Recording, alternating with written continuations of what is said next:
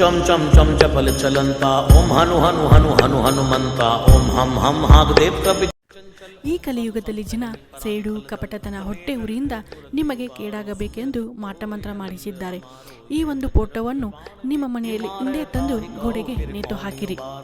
ಆಗ ನೀವೇ ವ್ಯತ್ಯಾಸ ನೋಡಿ ಹೇಗೆ ನಮಗೆ ಧನಾತ್ಮಕ ಅನುಭವ ಆಗುವುದು ಎಂದು.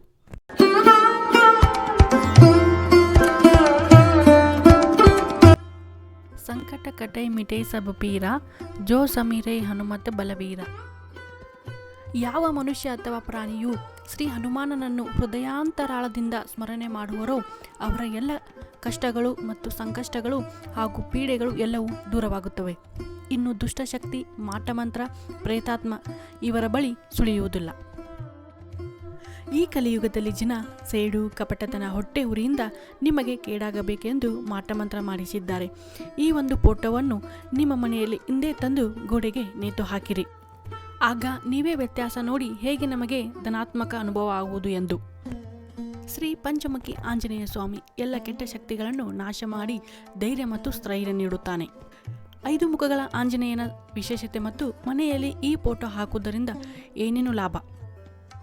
1ನೆಯ ಮುಖ ಪೂರ್ವಕ್ಕೆ ಮುಖ ಮಾಡಿರುತ್ತದೆ ಮತ್ತು ಇದು ಪ್ರಭು ಶ್ರೀರಾಮನಲ್ಲಿ ಭಕ್ತಿ ಮತ್ತು ಪ್ರೀತಿಯನ್ನು ತೋರಿಸುತ್ತದೆ.